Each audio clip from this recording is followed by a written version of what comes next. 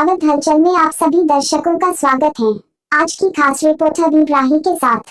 हमारे समाचार को देखने के बाद हमारे चैनल को सब्सक्राइब एवं अपने दोस्तों के साथ शेयर जरूर करें। कांग्रेस कमेटी के निर्देशानुसार जावद ब्लॉक कांग्रेस कमेटी के तत्वाधान में आज 20 फरवरी 2017 सोमवार को ग्राम मोरवन में बस स्टैंड चौराहे पर जनवेदना पंचायत का आयोजन संपन्न हुआ। जनवेदना पंचायत का श्री गणेश इंदिरा गांधी जी के चित्र पर माल्यार्पण करके आरंभ किया। पश्चात उपस्थित कांग्रेस कार्यकर्ताओं ने अतिथियों का पुष्पमालाओं से स्वागत सत्कार किया। उपस्थित कांग्रेस नेताओं ने प्रदेश व केंद्र की निकम्मी भाजपा सरकार को खूब कोसा व नोटबंदी पर सुरेश प्रजापत पार्षद, महेंद्र सिंह सिसोदिया बन्ना पार्षद, हरीश तोवर, डॉक्टर उमराव सिंह कोट, विमल जैन पूर्व सरपंच, शुभम चतुर्वेदी, डॉक्टर रमेश मालवीय, सुनील गर्ग, रमेश शर्मा, बनवारी जोशी, दिनेश धनगर, घांसी गांधी, घीसालाल पहलान, कैलाश अहिर व राजकुमार अहिर ने अपने विचार रखे। हमारा उनका ये कहना था है कि मोदी जी आएंगे और अच्छे से आएंगे, ठीक है ना। अपन मानते हैं, अपने भी 40 साल तक राज किया कांग्रेस में, कोई जरूरी नहीं कांग्रेस में कांग्रेस करे, है ना। मैं ये डॉक्टर से इलाज कराएंगे, जरूरी नहीं एक डॉक्टर से कराए, वो भी डॉक्टर है गाँव में सबको बता दिया। मोदी जी आगे इनके पास किसके पास काला धन है, वे आपके हमारे क्या होंगे। श्री अहिर ने कहा कि भाजपा नेताओं को पूर्वाभास हो गया है कि भाजपा पार्टी की हो रहे चुनाव में हार निश्चित है। आपने कहा कि उत्तर प्रदेश में राहुल गांधी जी की रैलियों व आम सभाओं में भीड़ से भाजपा नेताओं की रात दिन नींद हराम हो रही है। झूठ बोलने वाले भाजपा नेताओं को चुनाव के समय ही राम मंदिर का मुद्दा याद आता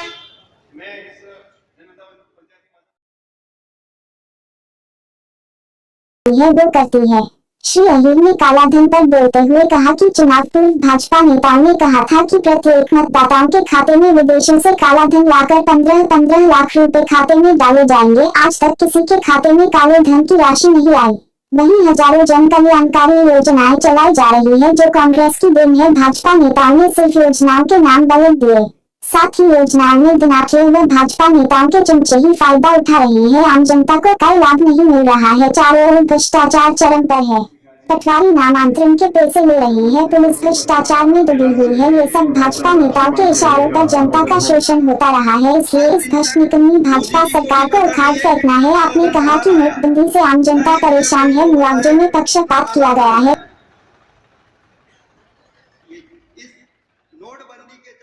उनका विरोध कर भाजपा भ्रष्ट सरकार का ध्यान दिलाना चाहते थे तो पुलिस द्वारा लाठी चार्ज कर घायल किया गया।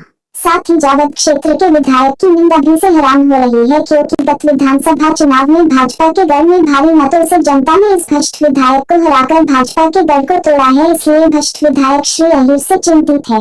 जनवेदना पंचायत में क्षेत्र के लोकप्रिय नेता राजकुमार अहिर, ब्लॉक अध्यक्ष कैलाश अहिर, किसान कांग्रेस ब्लॉक अध्यक्ष नीलेश, कांग्रेस अध्यक्ष देवीलाल पाटीदार, जनपद पंचायत सदस्य ओम प्रजापत पार्षद, नीतू पाराशर, रमेश सोलंकी, शाकिर पार्षद, फजुले नबी पार्षद, महेंद्र सिंह सिसोदिया पार्षद, सुरेश ठाकर पार्षद, बाबूलाल पार्षद, कल्याणुद्दीन मंसूरी पार्षद, वीरेंद्र सिंह बन्ना, इस्माइल भाई, कमल सिंह, प्रवीण सिंह, लक्ष्य सिंह, हाजी तैयब अली, मोइनुद्दीन मंसूरी, लियाकत हुसैन, मनोहर जाट, शुभम चतुर्वेदी, राधेश्याम बैरागी, हबीब राही, जयंत कलेसा, अभिषेक माली, श्याम गुजर, आशीष बैरागी, ईश्वर रेगर आदि जावद विधानसभा क्षेत्र के कार्यकर्ता मौजूद थे। जनवेदना पंचायत का संचालन नीलेश रावल ने किया एवं आभार मनोहर जाट ने माना। पंजाब के चुनाव के लिए भारतीय जनता पार्टी के अमित शाह जी बोल रहे हैं कि वहां तो त्रिकोणीय मुकाबला है।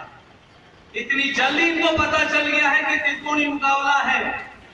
हर जगह तो ये बात कहते हैं कि भारतीय जनता पार्टी बहुमत की ओर। इनको एहसास हो चुका है कि भारतीय जनता पार्टी और शिरोमणि अकाली दल ने मिलकर जो भ्रष्टाचार और जो तांडव पंजाब में मचाया है उसके लेके इनके समझ में आ चुकी है। पिछले दिनों हमारे नेता आदरणीय राहुल गांधी जी और युवा भाई अखिलेश यादव जी ने जब गठबंधन करके और प्रदेश की जनता के सामने गए तो लाखों लोग 12-12 घंटे तक स्वागत के लिए उतावले होते रहे। इस हिस्से से घबरा गए। मोदी जी और अमित शाह को नींद नहीं आ रही है। कल एक स्टेटमेंट था कि भैया कांग्रेस की बीपी बढ़ रही है। अरे इन दोनों की भीड़ देख के मोदी जी और अमित शाह की बीपी हाई हो रही है। मैं कहना चाहता हूं साथियों, अभी गांधी जी ने भी बोला कि ये लोग जब चुनाव आते हैं तब राम मंदिर की बात करते हैं। इनको उत्तर प्रदेश में भी भारतीय जनता पार्टी का शासन था और दिल्ली में भी भारतीय जनता पार्टी का शासन था, तो फिर क्यों नहीं राम मंदिर बनाया? एक बार गलती से इन्होंने राम मंदिर की बात करके लोगों से वोट ले लिए, लेकिन दूसरी बार ये जब गए तो जनता ने इनको नकार दिया। कांग्रेस पार्टी ने एक बात कही है कि इस देश का संविधान सबसे ऊंचा है, इस देश का सर्वोच्च न्यायालय जो फैसला करेगा हम उसकी बात मानेंगे, और देश की आम जनता उस बात को मानने को तैयार है कि हम संवैधानिक तरीके से राम मंदिर का निर्माण करेंगे। लेकिन आज भारतीय जनता पार्टी को लगा है कि राम मंदिर के नाम से वोट नहीं मिलने वाले हैं, तो अब बोल रहे हैं कि हम संवैधानिक तरीके से और कानूनी तरीके से मंदिर बनाएंगे। अगर तुम्हारे में दम है, भारतीय जनता पार्टी में दम है, तो देश की जनता के सामने बैठ के और सबसे चर्चा करके मंदिर बनाओ। आप कांग्रेस के लोग भी साथ रहेंगे और पूरा देश आपके साथ रहेगा। हम तुम्हारे साथ हैं। इस भारतीय जनता पार्टी की सरकार ने पिछले चुनाव में एक लालच दिया कि जो देश का काला धन है, जो विदेशों में जमा है, वो सारा हम लाएंगे और एक एक गरीब किसान, एक एक गरीब व्यक्ति के खाते में 15-15 लाख रुपए डालेंगे।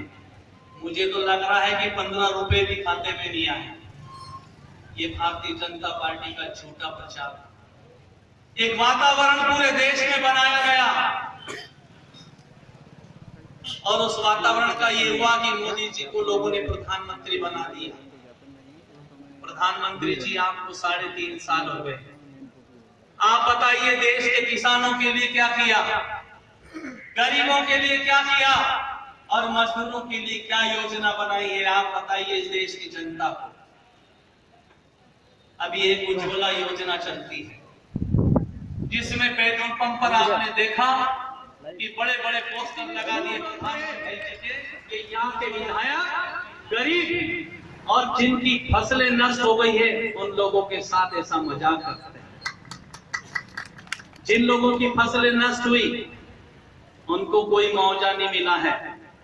मैं देहपुर गया पिछले दिनों, आलोरी गरवाड़ा गया, लोहारिया चिंडावत गया, कसमारिया बदावा गया, सारे लोग इकट्ठे हुए।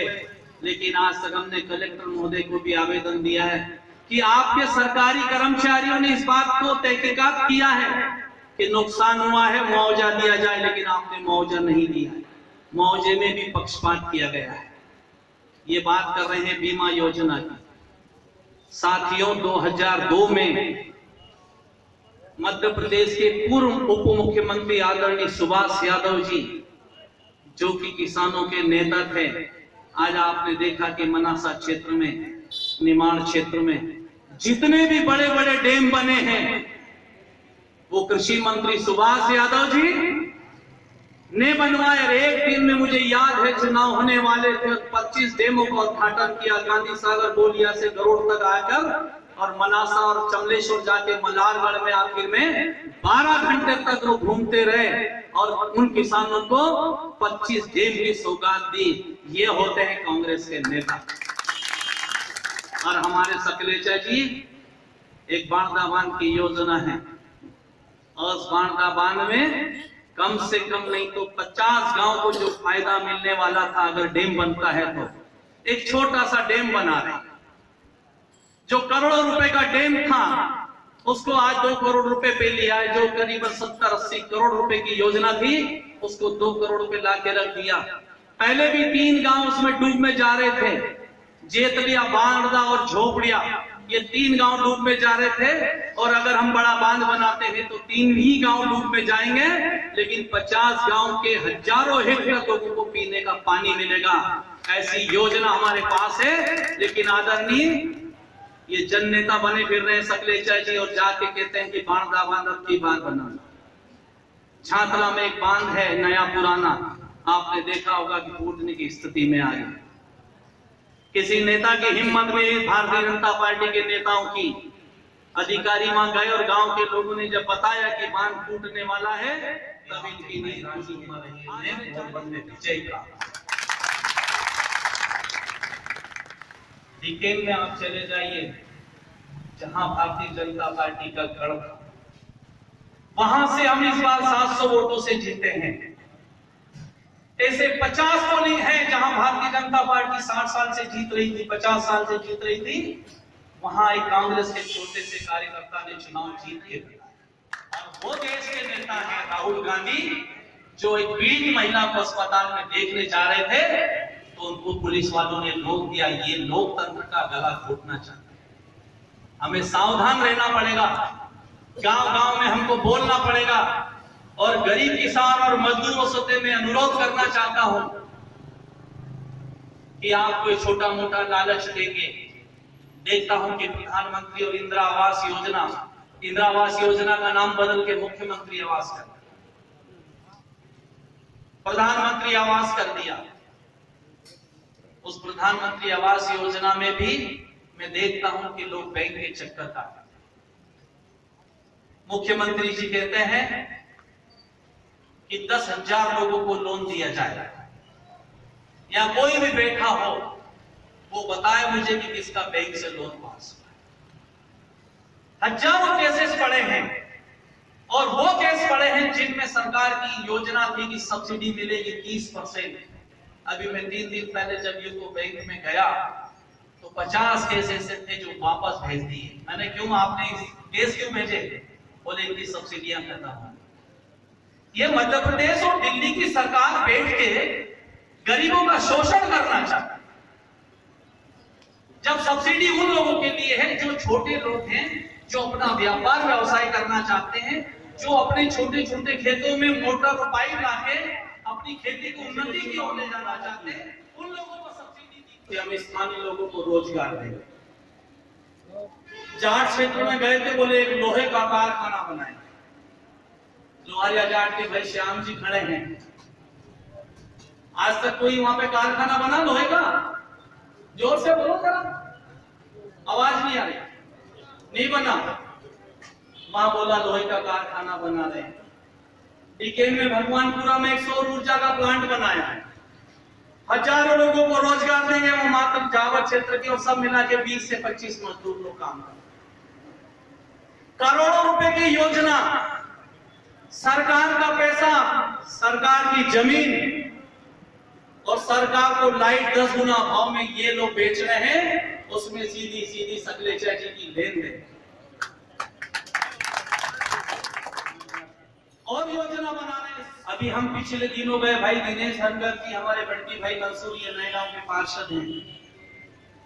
300 लोग राजस्थान के काम कर रहे हैं, और एक तरफ मध्य प्रदेश के मुख्यमंत्री ये बात कहते हैं कि स्थानीय व्यक्ति को स्थानीय जो उद्योग है उसमें रोजगार दिया जाए।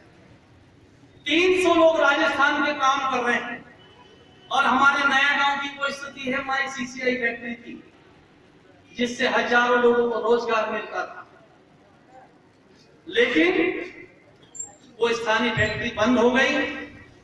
आज वहां लोगों की स्थिति बहुत खराब है, आर्थिक स्थिति दयनीय है, और वहां से कई लोग पलायन कर रहे हैं, और वहां के युवाओं को रोजगार नहीं दिया गया है। हम थोड़े दिनों बाद वहां पे धरना करने जा रहे हैं, और केवल एक बात करेंगे कि हमारे यहाँ के युवा और स्थानीय लोगों को रोजगार दें, राजस्थान के लोगों को राजस्थान में आप रोजगार दें। ये लड़ाई हम लड़ना चाहते हैं। हम किसानों की लड़ाई लड़ना चाहते हैं। मैं देखता हूं कि बिजली के लिए सबसे ज्यादा परेशानी इन दिनों आ रही है। मैं 2 दिन पहले बावल में गया, मरेगा समाज के लोग, एमपीपी के अधिकारी खड़े हुए थे, ब्यास जी करके। मेरी आदत है, जहां भीड़ इकट्ठी होती है मैं रुक जाता हूं। मुझे मालूम है कि कोई परेशानी इसलिए भीड़ इकट्ठी हुई। मैंने जाके पूछा, ब्यास जी क्या हो रहा है? बोले इनके बिल बाकी है इसलिए लाइट का है। कितना बिल बाकी है? बोले 10-10, 20-20 हजार।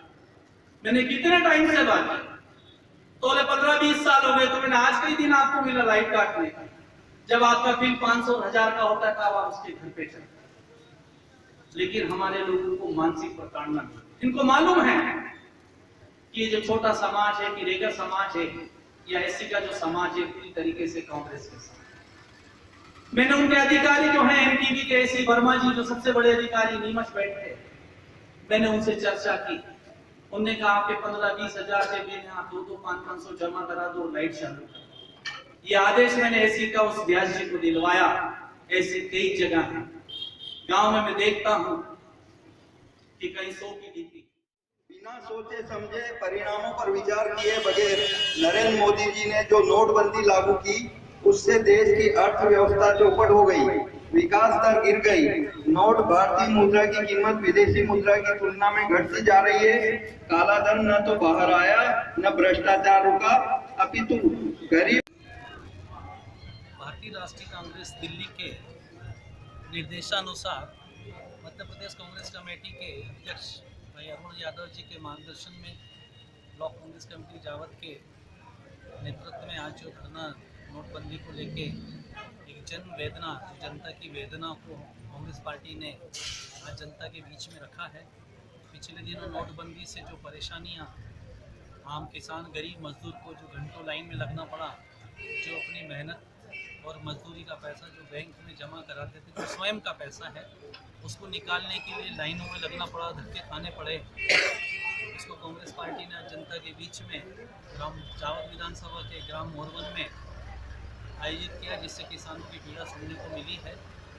आगामी दिनों में 22 तारीख को भोपाल में विधानसभा का घेराव करने जा रहे हैं और उसमें 1 लाख लोग पूरे प्रदेश से इकट्ठे करेंगे और इस भ्रष्ट भारतीय जनता पार्टी को सरकार को उखाड़ने का संकल्प हम 22 तारीख को लेंगे।